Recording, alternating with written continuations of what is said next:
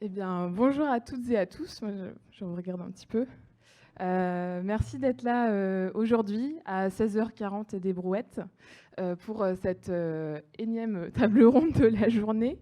Il y en a 7 au total aujourd'hui. Et là, je crois qu'on est sur la sixième. Donc, si vous êtes là depuis ce matin, merci de faire ce marathon avec nous.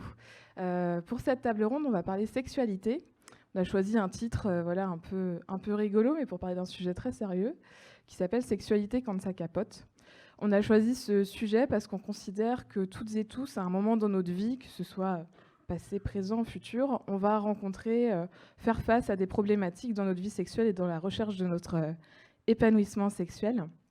Donc c'est aussi pour ça qu'on a monté Ragnagna Party, donc le festival auquel vous assistez aujourd'hui. Dans cette table ronde qui va durer 40 à 50 minutes, donc qui est très, très courte, on ne va pas pouvoir tout aborder. Mais on a décidé de focaliser cette table ronde sur plusieurs sujets, notamment la notion de sexualité performative, la question également de la communication et du consentement, la question de l'hétéronormativité et la connaissance de son corps. Donc avec nous pour en discuter, donc on a Céline Vendée, qui est sexologue et thérapeute de couple.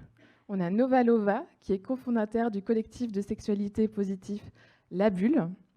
Et également Marichou, alors Marichou, je suis désolée, il faut que je relise ton nom. Marichou Moget Bilbao, qui est donc psychomotricienne, spécialiste du périnée féminin et masculin. Je vous remercie d'être là ce soir. Est-ce que vous voulez donner un petit mot introductif sur cette table ronde, peut-être? Nous en dire un petit peu plus sur... on va au cœur du sujet, ou Céline, peut-être? On y va? On se lance? Ok. On va poser une question assez large pour commencer, et je me tourne donc vers Céline, qui a donc un cabinet de sexologie. Céline, au sein de ton cabinet, pour commencer assez large, quelles sont les problématiques auxquelles que tu constates au sein de ton cabinet le plus souvent? Alors, bonjour à tous déjà. Les problématiques sont assez larges, c'est-à-dire que à la fois les personnes qui vont me rencontrer, ça peut être un problème relationnel. Donc, on n'est pas directement dans le champ de la sexualité pure ou du rapport au corps, mais donc ça peut être dans le cadre d'une thérapie de couple, par exemple. Et puis ensuite, on a effectivement toutes les problématiques liées à la sexualité qui peuvent être soit, par exemple, une, une baisse de désir, ce qu'on va appeler un manque de libido, ou une discordance sur la libido dans le couple, donc il y en aurait un qui aurait plus envie que l'autre. Et puis il y a tout ce qui va se rapporter à ce qu'on appelle les dysfonctions sexuelles. Ça peut être par exemple l'éjaculation prématurée, ou ça peut être des dyspareunies chez la femme, des choses comme ça qu'on va traiter en psychosexuel, psychocorporel, etc. Donc c'est assez vaste. Il n'y a pas forcément de récurrence ou de moyenne d'âge par rapport à certains types de pathologies ou de causes. Voilà, c'est assez variable. Je vois un peu de tout. Voilà. Donc très, très large. Est-ce que vous voulez compléter peut-être là-dessus, Marichou, toi, au niveau des échanges que tu as avec, dans le cadre des conférences que tu organises? Alors, moi, dans les problématiques, puisque là, on est sur le thème de la problématique, donc moi, je travaille au niveau du périnée, de la prise de conscience du périnée, puisque donc je ne suis pas sage-femme ni kiné. Donc, comme je dis, moi, je travaille le périnée sans les mains. Voilà. C'est important de replacer chacun son travail. Et que moi, le travail, c'est vraiment l'accompagnement sur la prise de conscience. Et donc, dans les femmes, puisque j'ai quelques hommes qui viennent à mes ateliers, et félicitations, on verra tout à l'heure que tout le monde a bien un périnée. Les femmes qui viennent souvent dans ce travail, donc c'est un travail de gym douce, respiration et périnée, c'est suite très souvent, enfin la grande demande, c'est par rapport à des descentes d'organes, donc à un périnée hypotonique, donc trop mou, qui effectivement n'amène pas au niveau du plaisir, par exemple, au moment de la pénétration dans l'acte sexuel, mais qui peut amener du plaisir autrement, mais de redonner justement toute cette réappropriation du corps avec un périnée donc, qui a été blessé ou malade. Voilà, ça c'est le travail que j'ai avec les femmes. Voilà, pour l'instant, c'est vraiment la grosse problématique qu'on voit. Et la première, en fait, pour moi, c'est surtout la rencontre avec son périnée. Qu'est-ce que c'est, comment ça marche et qu'est-ce que je peux en faire pour que ça aille mieux. Donc ça, c'est ce on va pouvoir en reparler d'ici la fin de la table ronde. Céline, pour revenir un petit peu sur les problématiques rencontrées au sein d'un cabinet de sexologie, il y a certaines problématiques dont on entend beaucoup parler. Je pense notamment à une, parce qu'on est à la ragnagna partie, notamment le vaginisme. Est-ce que ça, c'est quelque chose voilà, que tu accueilles au sein du cabinet comme problématique, et comment est-ce que tu peux nous en dire un petit peu plus sur ce que c'est? Alors oui, d'autant plus que donc je me suis aussi un peu spécialisée dans l'accompagnement des femmes qui sont atteintes d'endométriose, notamment, ou des maladies qui vont avoir un impact sur leur intimité, donc les cancers gynéco aussi, ou toute autre pathologie. Et le vaginisme, en fait, fait partie des conséquences que peuvent avoir certaines pathologies, comme l'endométriose, ou d'autres maladies. Après, on peut avoir aussi du vaginisme sans avoir de pathologie particulière. Alors, le vaginisme, c'est quoi? Et puis, je m'appuie sur Marie Tchou pour ça, parce qu'on va parler de périnée. C'est quand, justement, le périnée va se contracter de manière involontaire, donc on ne l'a pas conscientisé. Et en fait, ça va vraiment obstruer, empêcher toute pénétration. Toute pénétration, ça veut dire digitale, donc les doigts, une pénétration lors d'un coït, donc avec la rencontre avec un pénis qui n'est pas possible, mais aussi lors d'un examen gynécologique où on ne pourrait pas insérer un spéculum ou faire un examen gynécologique manuel ou même une sonde échographique. Donc ça, c'est caractéristique du vaginisme. Peut y avoir donc une cause fonctionnelle associée à une pathologie, donc par exemple l'endométriose, s'il y a des douleurs par exemple. Mais ça peut être dissocié, donc il n'y a pas de pathologie particulière. Ça peut être lié à un trauma, malheureusement, voilà, d'ordre sexuel qui a apparu auparavant, ou de violences qui ont été occasionnées auparavant. Et donc, parfois, même la personne qui va avoir du vaginisme n'a pas conscience qu'elle a vécu un trauma ou des violences sexuelles. Donc après, tu parleras de consentement, mais ça aussi, c'est hyper important parce qu'il y a des femmes qui vont développer du vaginisme. Et en fait, le vaginisme va être le symptôme qu'elles ont subi des violences sexuelles ou psychologiques, une pression psychologique, etc. Donc voilà, donc c'est conscientiser le périnée qu'il existe, que donc tout ça, ça se ferme, ça se bloque. Et en sexothérapie, on va essayer en fait de faire prendre conscience à la personne en face de soi ce qui se passe au niveau de son corps, qu'elle ne maîtrise pas nécessairement cette fermeture, et donc rassurer dans un premier temps la personne, la mettre en confiance, et puis après ça va être donc un travail psychothérapeutique mais aussi psychocorporel, et donc on va faire des travails de respiration, de massage. Alors comme Marie Tchou, je ne travaille pas avec les mains non plus, donc c'est en fait de l'apprentissage, la transmission et de l'apprentissage pour la personne à faire chez elle, ou en lien aussi avec, par exemple, des kinés qui vont être spécialisés dans la prise en charge de douleurs pelviennes et notamment du vaginisme. Donc, moi, je travaille en lien avec des kinés qui font ça. Et donc, on va travailler à la fois sur l'aspect mécanique, donc là, en cabinet de kiné, et à la fois l'aspect psychosomatique, psycho-émotionnel, sur le vaginisme. Et tu as abordé la notion de confiance, oui. Ce qui nous amène doucement vers le sujet de la sexualité performative.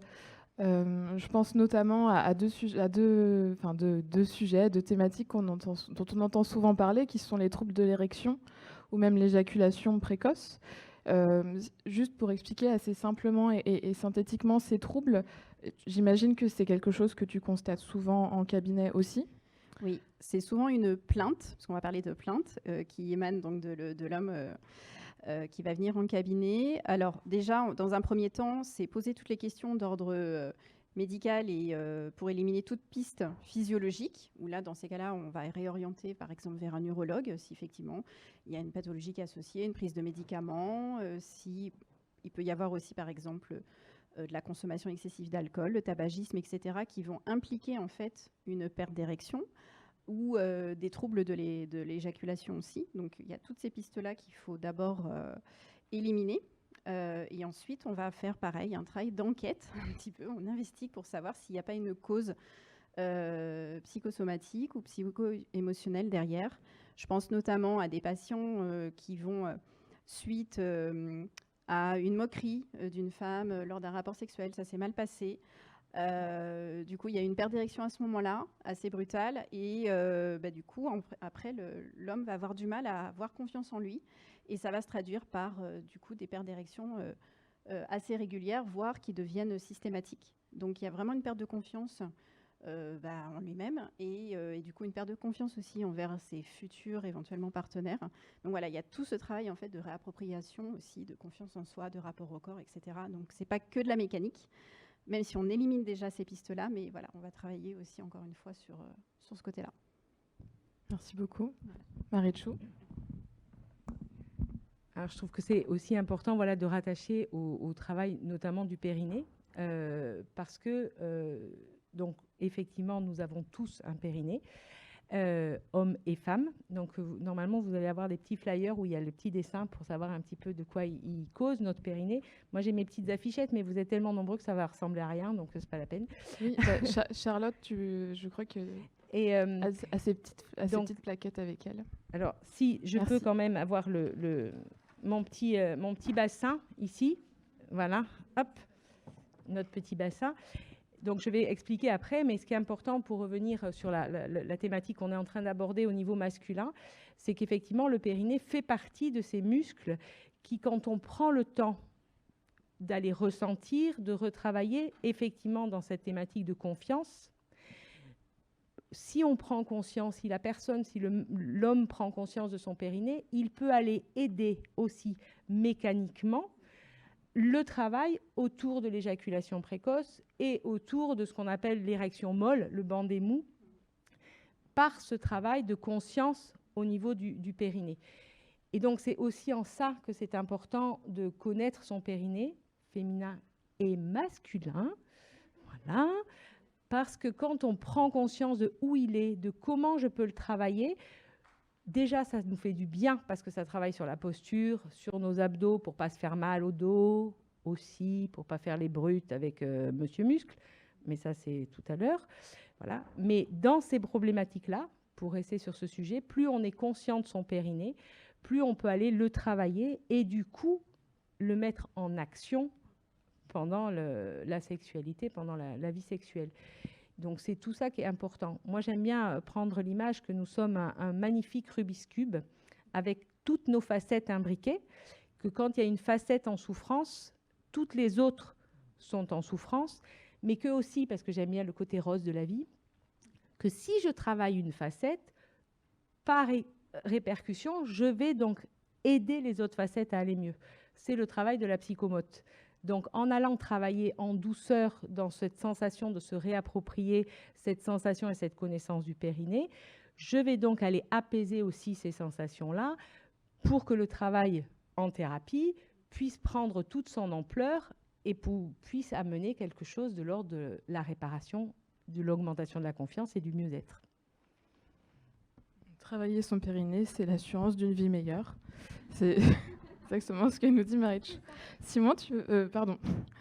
Super raté.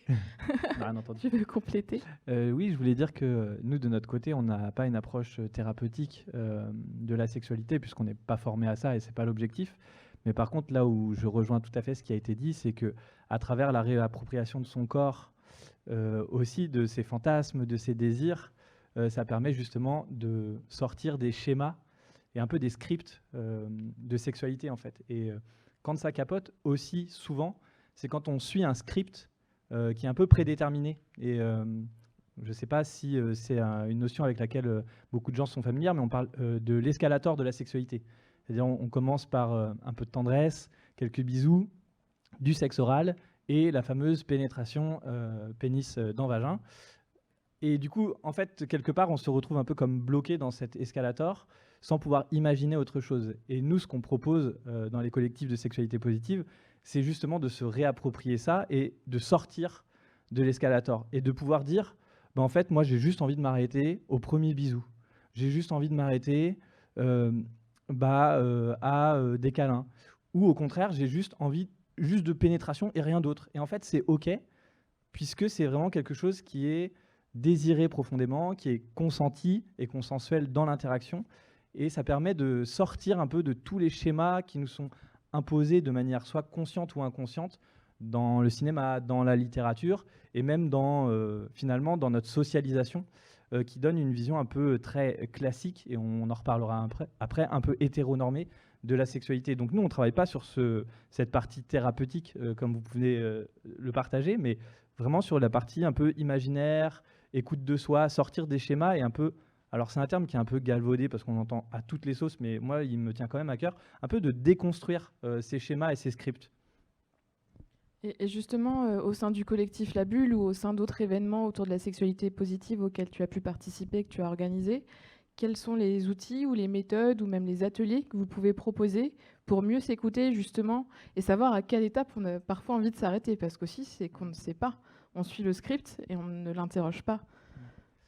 Alors, il y a différents types d'ateliers. Il y a des ateliers de connexion à son corps.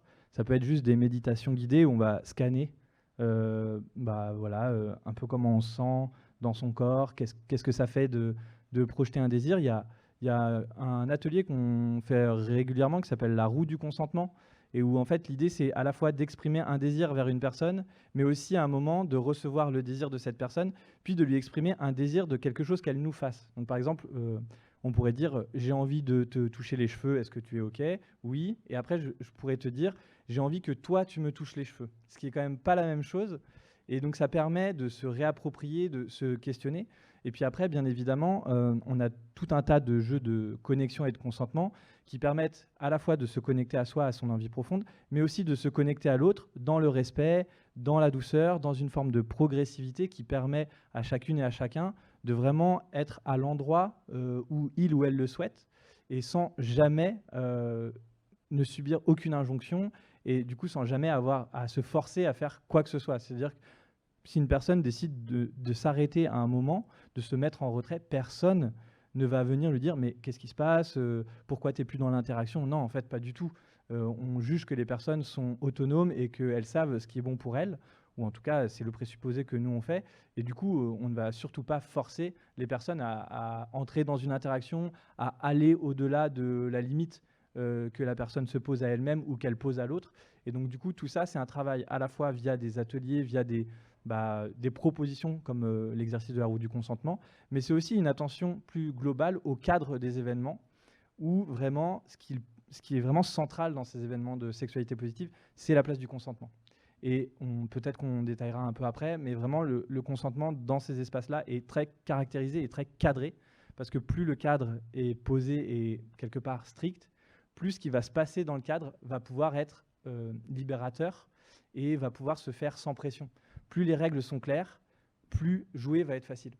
Ce qui pourrait être déroutant dans ce que tu amènes, c'est qu'on a tendance à croire que la sexualité, c'est quelque chose de très spontané, qu'on est censé déjà savoir comment ça va se passer, suivre un instinct qui serait en nous, et ça se passera bien.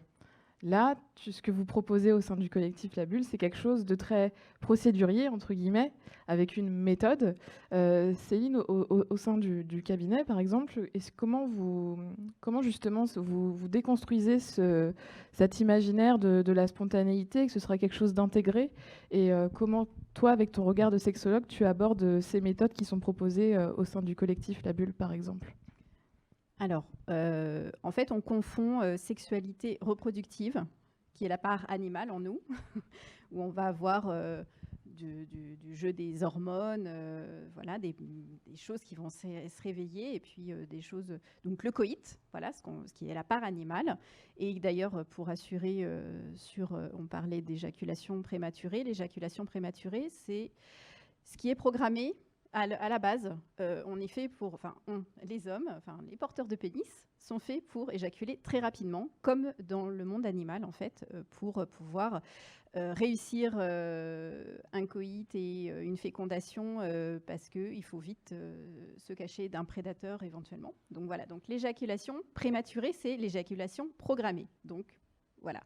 Ce qui va différencier donc la sexualité reproductive d'une sexualité récréative, donc plaisante, la recherche du plaisir, en quoi ça nous apporte du plaisir, c'est un apprentissage. Effectivement, ce n'est pas inné, on n'a pas un disque dur intégré qui nous dit bah voilà, c'est ça l'érotisme, ça va être génial, la sensualité, les caresses, c'est comme ça que ça fonctionne. Et ce que tu dis très bien, c'est que souvent on a des scripts comme ça, par contre, qui sont conditionnés par l'environnement dans lequel on va être éduqué, dans lequel on va grandir, avec voilà, les images qu'on a à travers tous les médias, les supports, etc. Donc, Là, effectivement, ces scripts-là, pour en sortir, ça peut être parfois compliqué parce qu'on n'a pas les ressources, on n'a pas le recul nécessaire.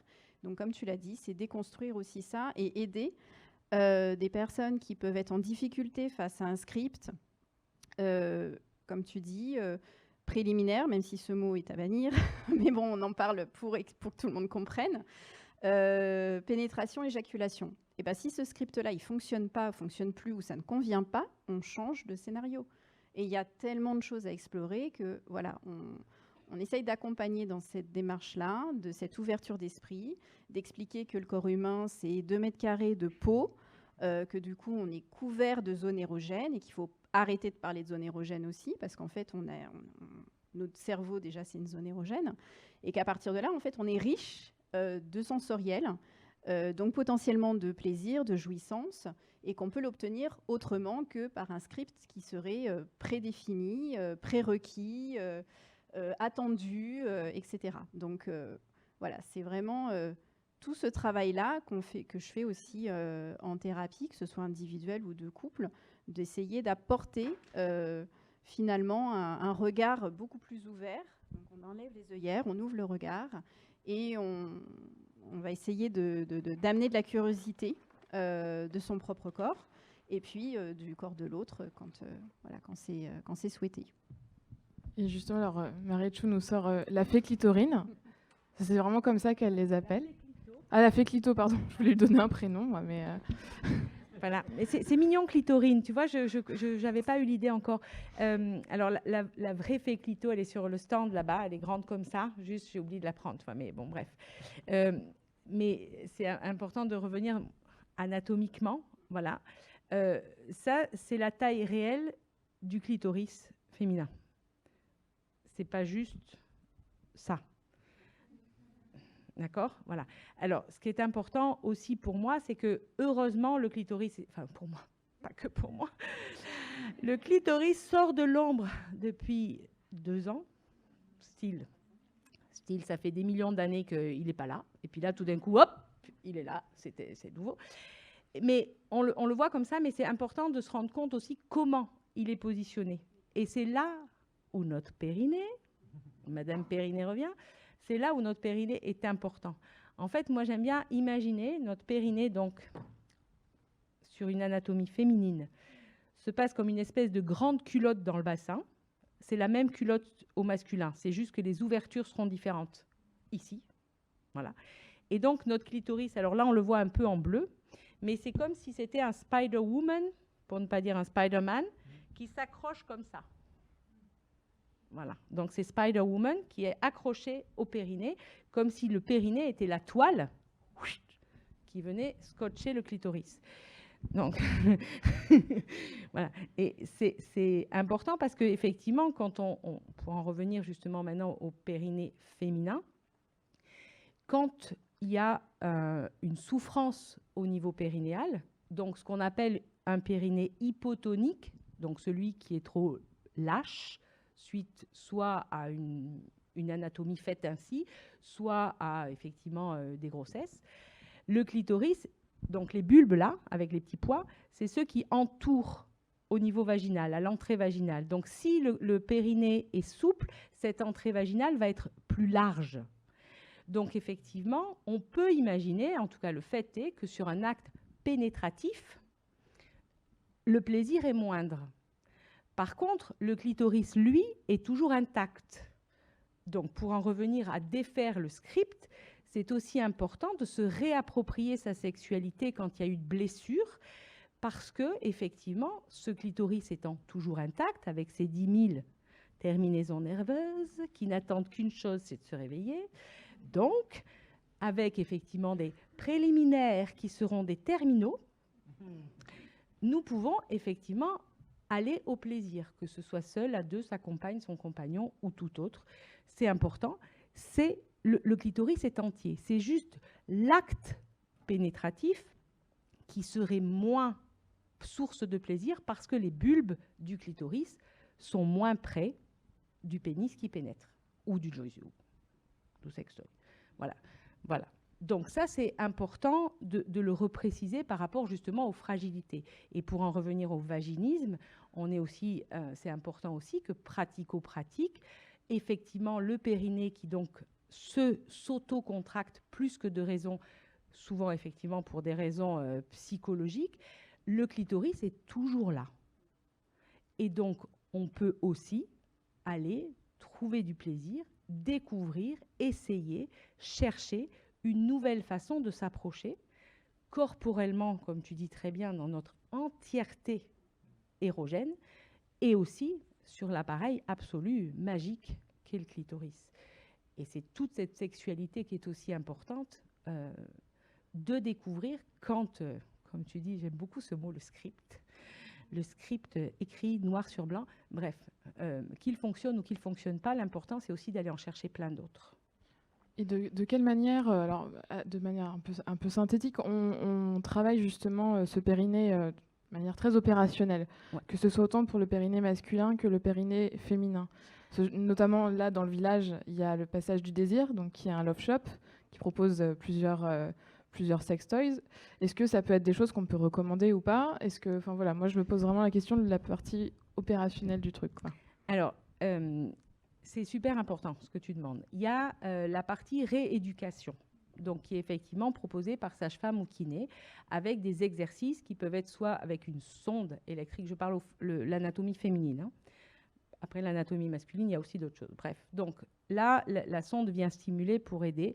Moi, le travail, c'est pas mon travail. Par contre, mon travail, c'est d'accompagner justement ce que vous expliquez tout à l'heure, tous les deux, chacun, et j'adore quand ça se complète comme ça.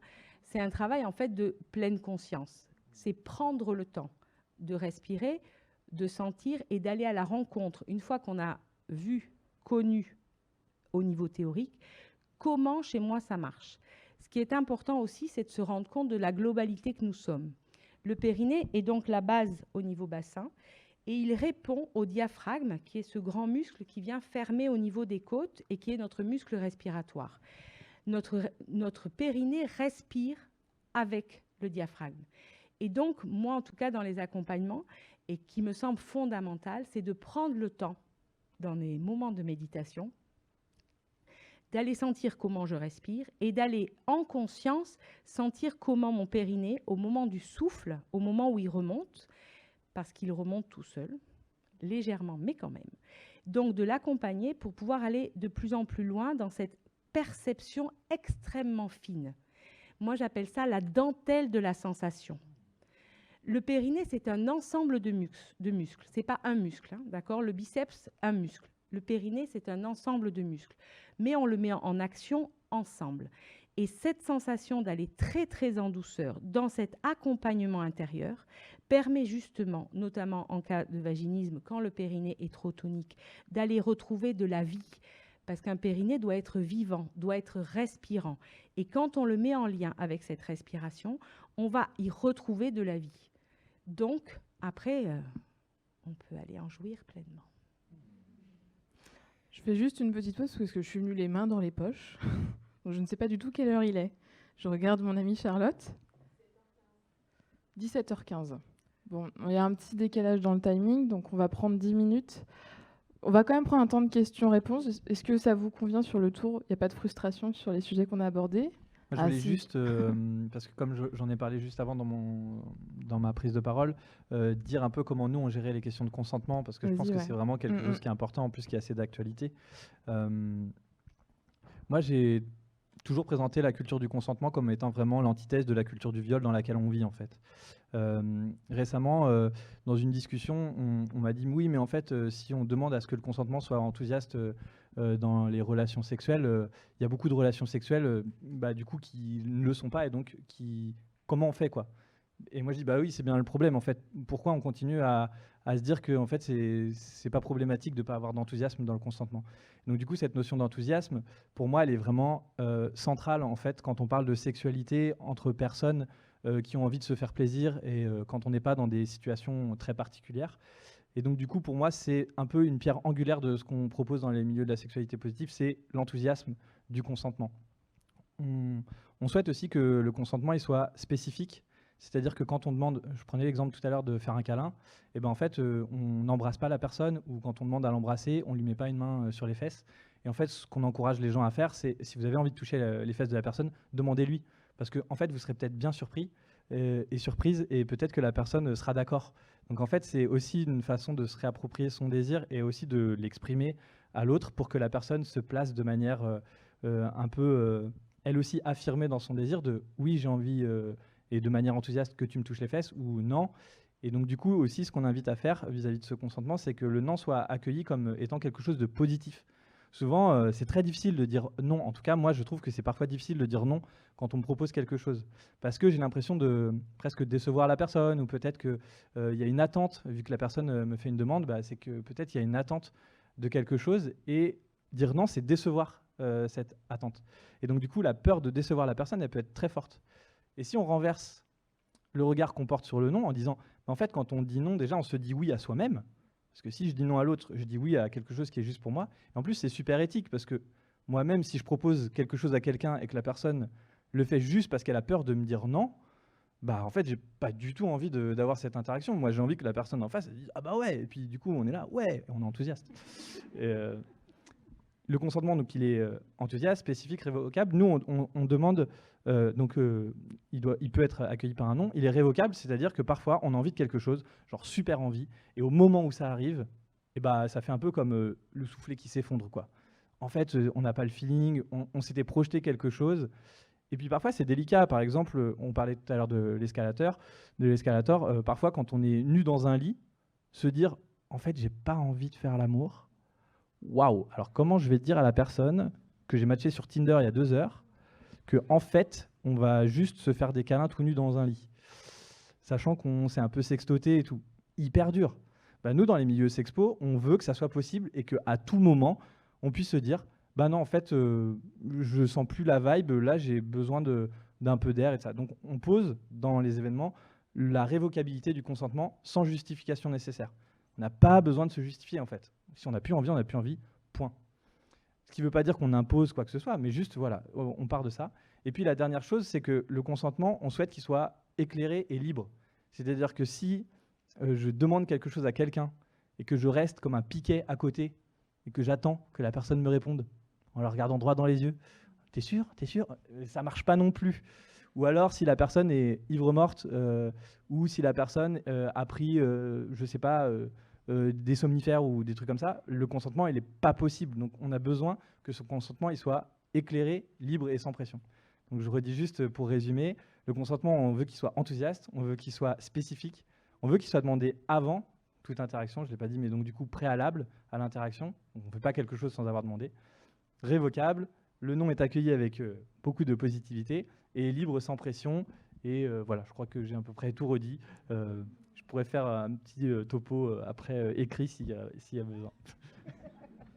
Oui, Céline, bien sûr. Oui, je veux bien rajouter quelque chose parce que tout ce que tu as expliqué, c'est parfaitement juste. Moi, c'est quelque chose que je rencontre très souvent en cabinet, c'est que le consentement, c'est tout au long de la vie du couple. C'est-à-dire qu'une fois qu'on est en couple, qu'on vit ensemble et qu'on est marié ou pas, mais qu'on a des enfants, c'est pas parce qu'on est un couple depuis 15 ans qu'on doit du sexe à son partenaire, son ou sa partenaire. Le devoir conjugal, ça n'existe pas. On ne doit pas du sexe à quelqu'un, même si on vit depuis 15 ans avec. Ça, c'est primordial, parce que ça détruit la sexualité du couple, clairement. Se forcer quand on est en couple pour faire plaisir à l'autre ou par peur de dire non, ou calculer, enfin moi, le nombre de femmes, parce que c'est souvent les femmes qui ont cette sensation de devoir du sexe à leur partenaire, à leur mari, leur conjoint. Ça détruit l'estime de soi, ça détruit la relation à l'autre. Elles en veulent beaucoup à leur compagnon. Comme tu l'as dit aussi, c'est important qu'il n'y ait pas de pression de la part du partenaire pour attendre. Oui, mais ça fait 3 jours là qu'on n'a pas fait de câlin. Bah oui, mais non, en fait. Voilà, il n'y a pas, et comme tu dis, il n'y a pas à se justifier non plus. S'il n'y a plus de désir ou plus d'envie, on peut en discuter. Voilà. Mais justement, c'est l'objet, mais on ne se force pas. Donc c'est ça que je voulais rappeler, c'est que le consentement, c'est tout le long de la vie du couple. Voilà, c'est primordial parce que sinon, ça détruit la sexualité du couple. En fait, c'est contre-productif de se forcer, clairement. On ne l'arrête plus. C'est très rapide, mais en plus, ça va bien au-delà de la sexualité, hein. Moi, je pense que de la même façon que la culture du viol, elle infuse dans plein d'autres endroits de notre vie, dans les espaces publics, dans la culture et ça. Pour moi, la culture du consentement, elle est partout. Elle peut être dans des prises de parole en public, elle peut être dans la façon d'interagir avec sa famille, avec ses amis, au travail. Enfin, vraiment, pour moi, c'est pour ça que j'emploie le terme de culture du consentement. C'est que pour moi, c'est quelque chose qui est vraiment transversal et qui est vraiment partout et qu'on peut appliquer. Cette notion du consentement enthousiaste, et avec tout ce que j'ai dit, en fait, on peut l'appliquer partout, tout le temps, n'importe quand, n'importe comment, en fait. Alors, pour moi, c'est juste parfait et c'est tellement beau et fort tout ce qui se dit. Moi, j'appelle ça le respect de soi. Et quand j'accueille en séance individuelle sur toute autre thérapie, la première des choses, c'est se respecter. Quoi qu'il se passe, c'est se respecter. Et je trouve que tout ce qu'on vient de dire, comme tu dis, ça s'étend à toute notre vie. Je me respecte. Donc la première des choses, c'est de savoir qu'on a toujours le choix. Donc on a toujours la possibilité de dire oui ou de dire non. Souvent on dit oui mais j'ai pas le choix, style j'ai le travail, j'ai le machin. Non, non, non. On a toujours le choix. On prend un choix, on le choisit, on y va. Et effectivement, dans la sexualité, dans le couple, c'est primordial, mais dans la vie et surtout dans l'équilibre de chacun. Chacun est responsable de soi dans ce beau mot qui est prendre soin de soi. Donc ça, pour moi, c'est fondamental. Et tout ce travail du consentement, c'est le travail de respect de soi. Si je me respecte, j'ai le droit de dire oui, j'ai le droit de dire non. Mais effectivement, si je me respecte, je n'ai pas à obéir au choix de l'autre, mais à respecter aussi son choix. Voilà. En écho, alors, on a quand même, je viens de me rappeler qu'on avait quand même jusqu'à 17h30. Donc en fait, on est pas mal. Du coup, on peut continuer, mais alors, j'avais quand même il y a quelque chose dont on n'a pas trop parlé. Mais je vois que Céline, tu veux. Je vous laisse diriger. Moi, j'ai pas de... Non, mais en fait, ça rejoint une des premières questions que tu as abordées sur justement la performance. Ah oui, il est 22 maintenant, c'est vrai. Mais vas-y. Ça me fait rebondir sur la question de la performance. Et autant, voilà, il y a les femmes qui vont se sentir peut-être redevables de sexe dans le couple, autant il y a les hommes qui vont se sentir performer dans leur couple en se disant oui mais si je n'ai pas tant de rapports sexuels avec ma conjointe, ma partenaire par semaine, par mois, que sais-je, je ne suis pas un bon partenaire, ça remet en cause ma virilité, etc. Donc il y a aussi effectivement dans notre culture aussi cette culture de la performance et que l'homme doit être absolument prouver sa virilité en satisfaisant sa partenaire, et donc ça passe par je dois le faire. J'ai déjà eu des hommes dans le cabinet qui me disent oui mais il faut bien quand même que je montre que j'ai envie, sinon elle va pas. Donc ils se mettent une pression eux-mêmes aussi sur cette question de performance, ce qui peut être, et je rejoins aussi l'autre question, contre-productif puisque du coup ça peut amener effectivement à une perte d'érection, voilà, donc, ou de l'éjaculation prématurée. Donc le corps lui dit non. Pour le coup, c'est un message en disant « je ne suis pas OK ». Donc, voilà, les deux font écho. L'un va se forcer, l'autre se force aussi à proposer ou à imposer. Et au final, personne n'est heureux dans cette histoire, hein. Donc, il faut réfléchir autrement. Et là, ce que tu touches du doigt, c'est aussi justement, une fois de plus, l'hétéronormativité. Donc, on n'a pas trop creusé parce que nous n'avons pas beaucoup de temps. Mais là où c'est intéressant, moi, ça me paraissait important quand même de parler aussi de la pénétration et de cet impératif de pénétration. Au moins pour le rappeler, qu'on a aussi toujours, en tant que personne ayant un pénis, cet impératif aussi à pénétrer et à faire jouir en pénétrant. Est-ce que là-dessus, vous pouvez nous apporter quelques aussi éléments d'explication de parfois pourquoi on peut être déçu aussi en suivant ce fameux script préliminaire, pénétration, éjaculation. Comment, Céline, par exemple, au sein du cabinet, tu invites tes patients à explorer autre chose? Alors, effectivement, c'est à chaque fois c'est cette problématique de la performance qui est liée donc nécessairement à une pénétration. Et c'est déconstruire aussi, c'est expliquer que justement l'homme n'est pas réduit à son pénis et qu'il y a d'autres choses pour jouir aussi. Et que même s'il veut jouir avec son pénis, il y a d'autres façons que de la pénétration intravaginale pour y arriver.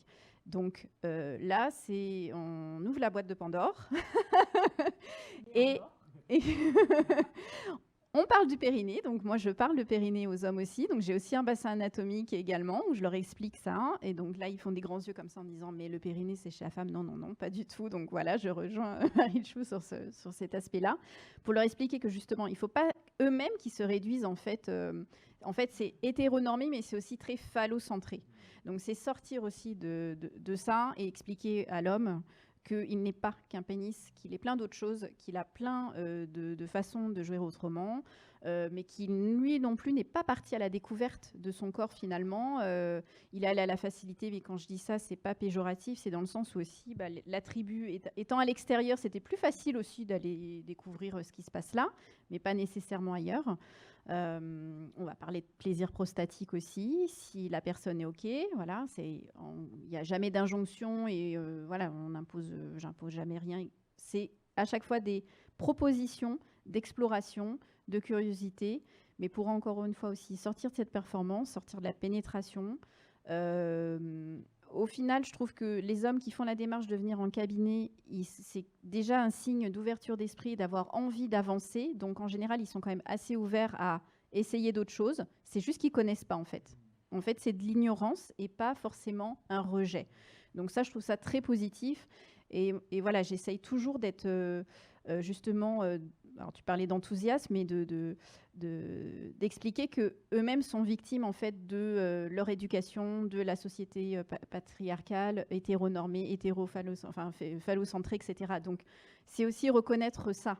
Voilà. Et ça leur fait du bien aussi de dire que c'est pas que de la faute des hommes, quoi, si les femmes sont pénétrées. Voilà, il y a vraiment ce travail-là qui est important à faire avec les hommes. Merci. Je vous propose juste qu'on prenne quand même une ou deux questions, parce qu'on a débarré un petit peu en retard, il y a un petit décalage dans les conférences. Donc on va quand même pouvoir prendre une ou deux questions du public, si vous en avez. Ne soyez pas timide. Le temps qu'il y en ait une qui s'arrive, je rebondis avec. Parce que sinon, nous, on peut continuer. Ouais, voilà, moi, je peux tenir la nuit. Hein. Par rapport au périnée, donc tu parlais du plaisir prostatique. Effectivement, là, on est en lien direct avec le périnée masculin, qui effectivement vient se toucher, se réveiller, s'éveiller par un toucher effectivement au niveau de l'anus, au niveau rectal, et qui vient stimuler la prostate. C'est important de savoir comment c'est posé. Et c'est aussi là, avec la prostate, que le périnée masculin a toute sa valeur. Et on ne parle de périnée masculin comme on ne parle de périnée féminin que quand ça ne va pas.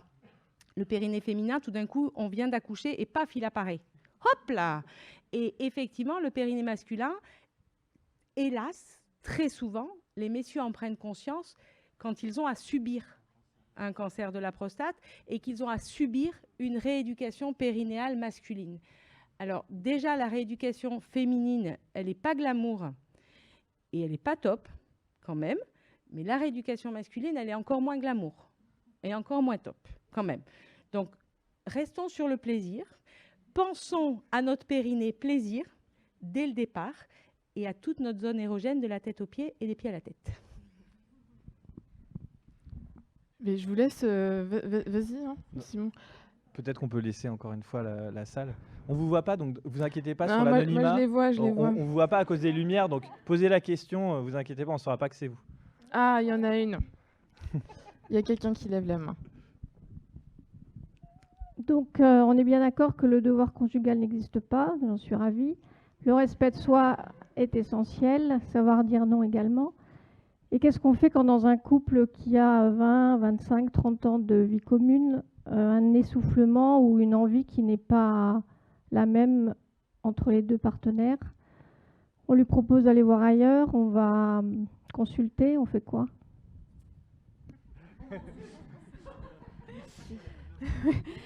Alors, ça va être très bateau ce que je vais dire, mais déjà on communique.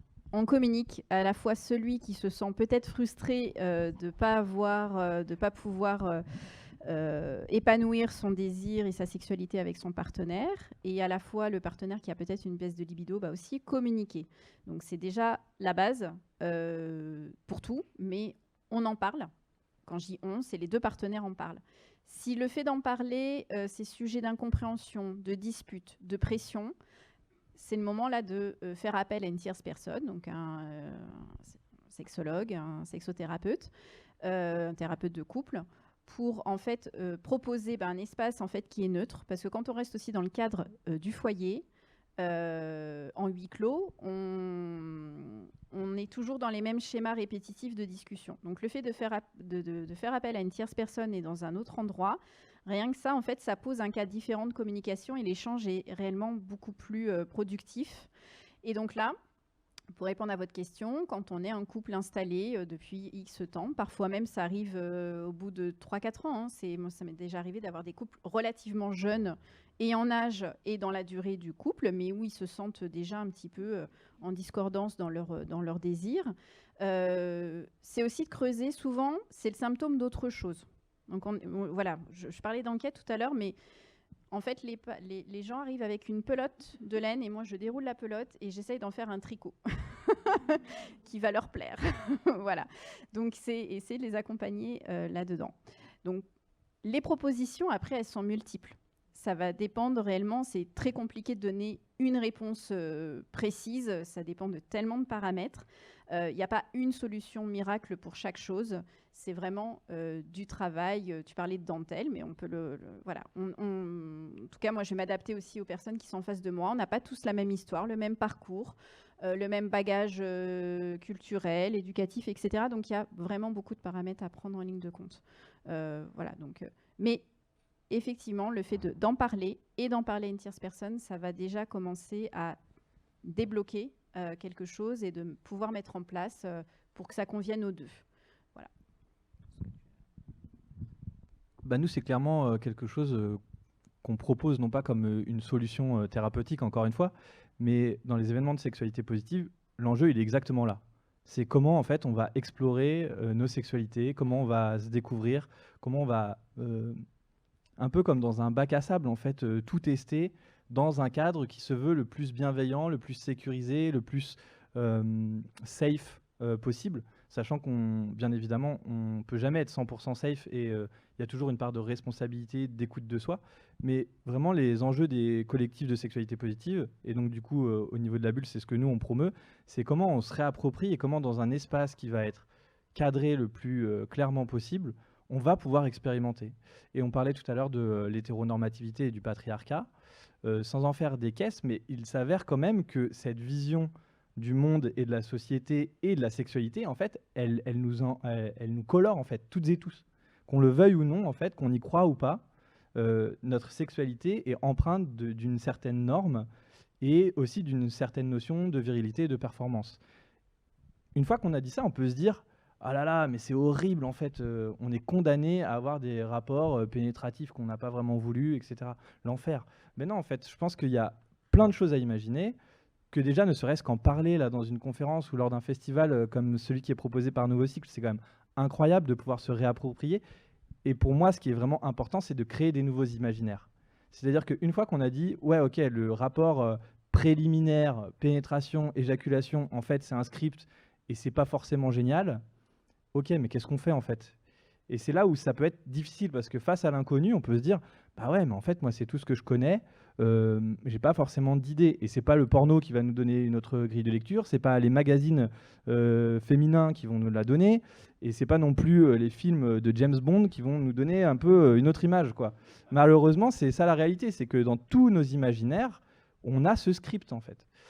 Et nous, dans les collectifs sexualité positive, c'est exactement ça qu'on veut venir renverser. C'est comment on peut s'éclater dans nos sexualités en faisant autrement, en renversant les notions de genre, en renversant les notions de performance, en se prenant pas la tête, en s'amusant, sans dire que c'est quelque chose de forcément très léger. Il y a aussi un certain enjeu là-dedans, mais en le faisant en s'amusant et surtout pour se donner beaucoup de plaisir. Et je vous propose qu'on conclue sur le mot plaisir. Moi, ça me va bien.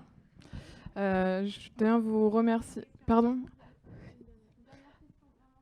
C'est toi qui as le timer, hein, donc je te laisse décider. Hein. Une dernière question.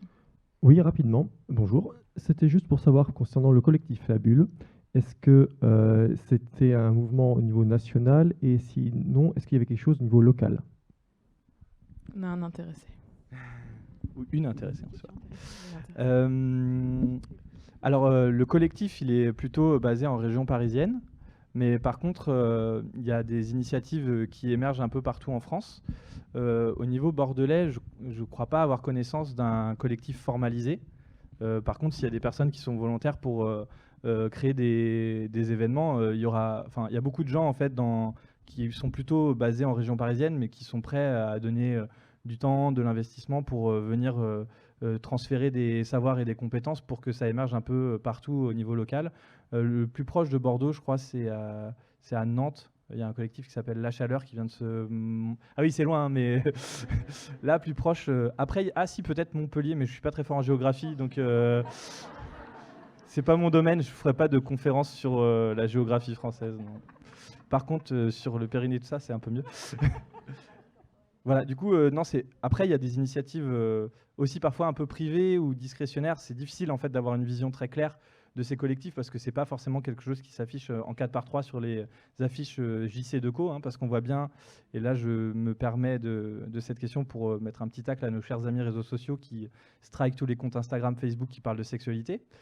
Donc voilà, ça c'est aussi pas aidant pour voir émerger des collectifs au niveau local, parce qu'en fait dès qu'il est question de sexualité et encore plus d'enfer, c'est l'enfer, polysémie du mot, parce que en fait, c'est très très mal vu de notamment les réseaux sociaux.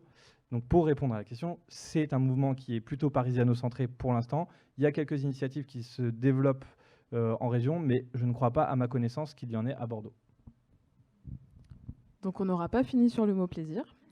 Mais, alors vous pourrez le dire si vous voulez. Donc je tiens à vous remercier tous les trois. Céline Vendée, sexologue, thérapeute de couple, Novalova, cofondateur du collectif La Bulle, et Marichou Mogé-Bilbao, psychomotrice. J'y arrive plus, ça fait depuis 3 jours que je prépare, que je me lève à 5h du matin. Psychomotricienne et spécialiste du périnée. J'en profite aussi pour remercier la revue Far West qui a enregistré cette conférence qui a été diffusée en direct sur la page Facebook de Nouveau Cycle et que vous pourrez revoir sur nos réseaux sociaux. Et bien évidemment à tous mes amis et toutes mes amies bénévoles de Nouveau Cycle qui ont permis à cette conférence d'exister. Merci.